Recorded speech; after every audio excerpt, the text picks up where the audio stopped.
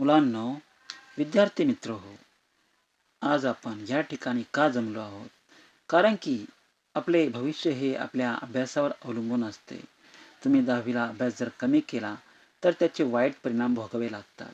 12वीला जर अभ्यास कमी केला, तरीही सुद्धा त्याचे वाईट परिणाम भोगावे लागतात. म्हणून आता तुम्ही मेहनत घ्या. कारण की आता जर तुम्ही मेहनत घेतली, तर भविष्य काळात तुमचे जीवन हे सुखमय होणार आहे.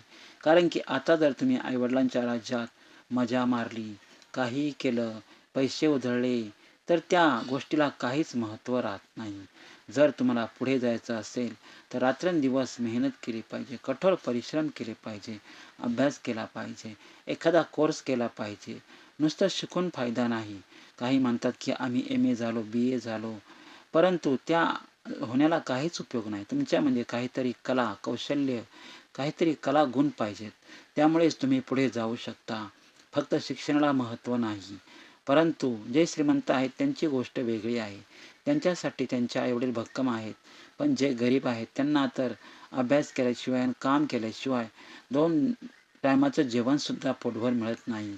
म्हणून आपणच आपले भविष्य घडविले पाहिजे.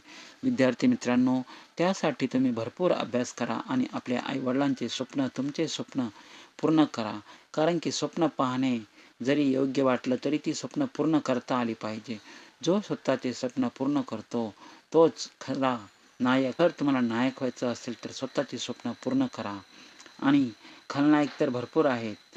तर चांगल्या दृष्टिकोनातून बोललेलो आहे मी. कारण की नायक हे सर्वांनाच आवडतं. म्हणून नायक होणं फार आवश्यक आहे. आणि समाजसेवासुद्धा करा. Thank you so much.